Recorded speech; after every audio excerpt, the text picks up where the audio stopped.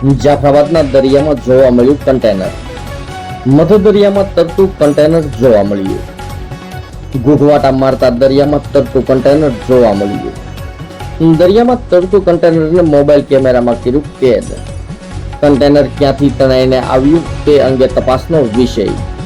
તરતા કન્ટેનરનો video social મીડિયામાં થયો વાયરલ.